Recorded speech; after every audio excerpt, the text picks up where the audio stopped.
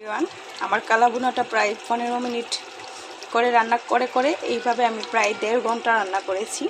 ততক্ষণ রান্না করব যতক্ষণ না পর্যন্ত আমাদের প্রপার কালা ভুনার যে কালারটা আছে সেটা চলে না আসছে।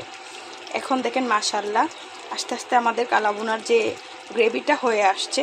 আমি আরও 15 মিনিট একই প্রসেসে রান্না করব, সাথেই থাকুন আমার। সো এখন আমি আমার কালা ভুনার জন্য পুরনটা রেডি করব। তার জন্য আমি নিয়েছি পেঁয়াজ, সাথে কিছু রসুন কুচি,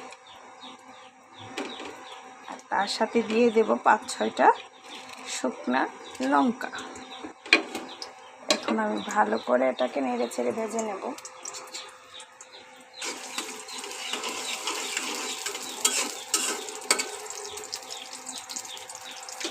আর এদিকে আমার কালা ভুনার কি অবস্থা চলেন দেখাচ্ছি।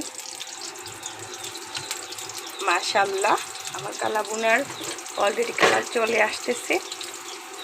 কিছুক্ষণের মধ্যেই প্রপার কালারটা আসবে। তো চলেন পুরনটা আমি দেওয়া যাক কালা ভুনার।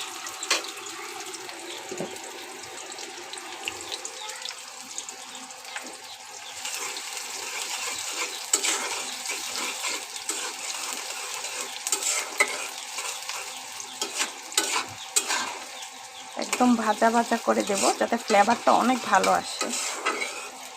যখন কালা ভুনার পুরনটা দেবেন তখন ভালো করে রসুন পেঁয়াজ কুচি ভেজে নেবেন যাতে ফ্লেভারটা অনেকটা স্ট্রং আসে।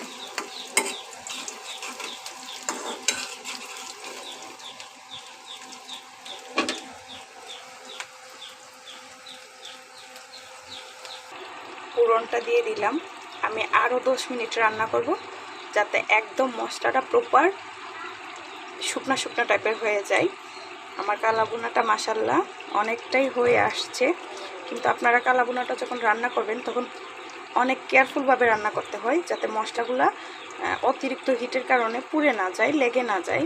একদম অল্প আঁচে আস্তে আস্তে করে রান্না করতে হয় যাতে ওই যে যতক্ষণ পর্যন্ত আপনার কালা হয়ে না আসছে ততক্ষণ পর্যন্ত রান্না করতে হবে, এবং নাড়াচাড়াটাও ওইভাবেই দিতে হবে। আমার সাথেই থাকুন আরও 10 মিনিট। গাইস আমার kala bhuna ready. This is final look. Thank you so much ভিডিওটা দেখার জন্য।